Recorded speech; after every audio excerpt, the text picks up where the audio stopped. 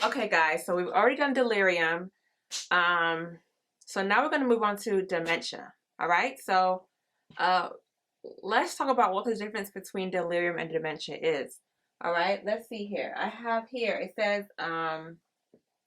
dementia has no loss of change of consciousness. So, delirium we know is a level of change of consciousness, right? Of the consciousness.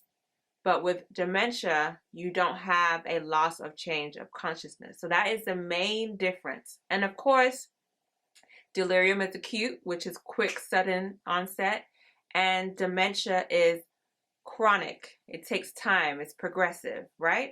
So those are the main key differences between the two. Um, and they say here, the most common type of dementia is Alzheimer's disease, which accounts for up to 70% of older adults with dementia. So we have specific terms here that occur in dementia that I want us to be familiar with. It has multiple cognitive deficits, primarily memory plus some other things. So basically what I'm trying to say is, along with them losing their memory, they may lose aphasia. Aphasia means speech and understanding speech.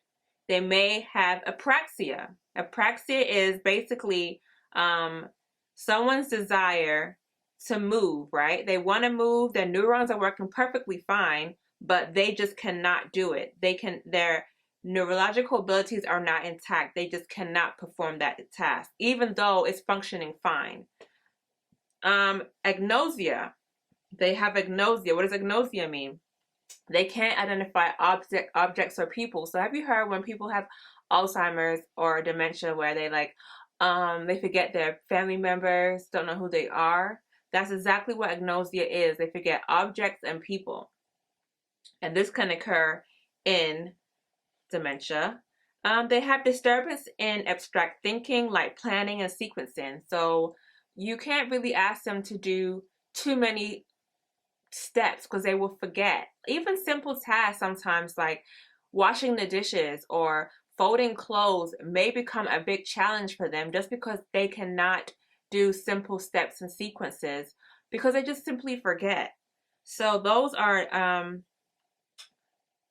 clues as to if somebody has Alzheimer's or dementia, they would have those type of uh, characteristics. Dementia is an umbrella term used to describe Alzheimer's, Huntington's disease. There's a lot of different things that can cause dementia, right? And like I said, dementia is how comes in Alzheimer's disease is one type of dementia, and it has stages. We have mild, moderate, and severe. So let's figure out what happens in mild. When it comes to mild, you have things like, oh, I misplaced my keys. I don't know where I put my phone, which happens to me all the time. Like, how many of y'all lose your phone on a consistent basis? Like, you just had it in your hand and you couldn't find it. Well, that's what the mild stage of Alzheimer's is. Basically, they just simply forget things. Um, uh, Sometimes, and they know that they forgot it. Like they can recognize that they didn't remember what they're missing or where it's at, and they're normally still living in their home, and they still are independent, and they will become a bit anxious because they're noticing that they keep losing things, and they're like, "This is not right."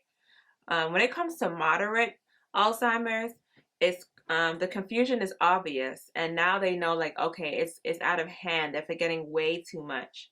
It's progressive memory loss. They may not be able to perform complex tasks because they can't remember how to do it, but they remain oriented to person and place.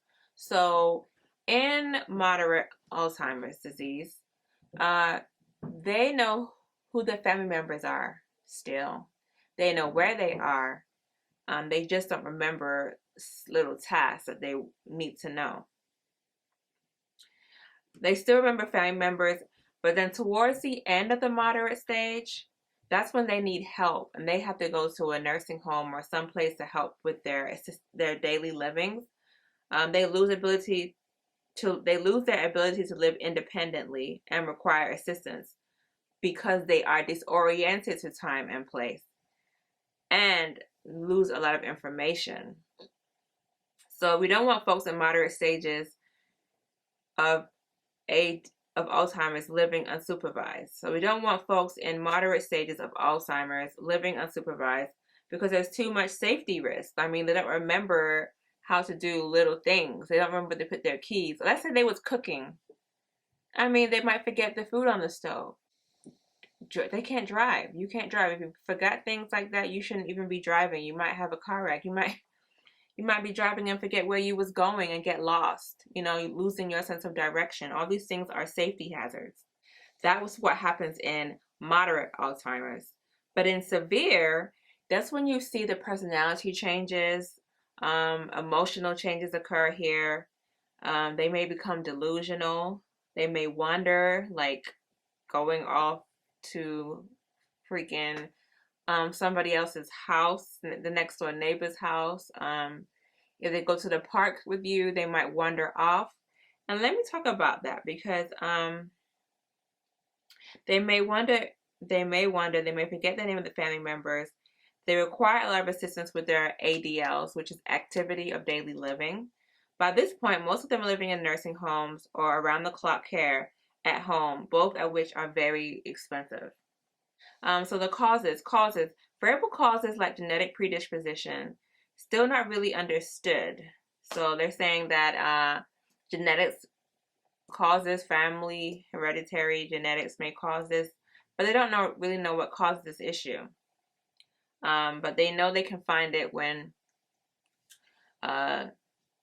they check post-mortem, meaning they'll check the brain of a dead person and then they'll see a decline in the size of the brain, especially the cerebral cortex.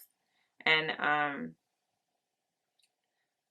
if I say AD, I mean Alzheimer's disease. It's a progressive disease that has a gradual onset and causes an increasing decline in functioning. The risk increases with age. Of course, the older you get, the more risk you are. And onset to death is usually 8 to 10 years. So, treatment and prognosis. How do we treat Alzheimer's disease? We're going to find the underlying cause. Like I said, it's basically we want to eliminate anything that might cause it to be delirium and not really dementia. And then if it is Alzheimer's disease, we don't really know the cause of it, to be honest with you. They said it's genetics may have a role in it, but they're not sure. But we know that it's a progressive disease and we have to monitor it, right? But we do have medications to inhibit the progress of Alzheimer's disease, or reduce the progress of Alzheimer's disease. They're called cholinesterase inhibitors for degenerative dementias. Then we have symptomatic treatment for behaviors depending on the patient.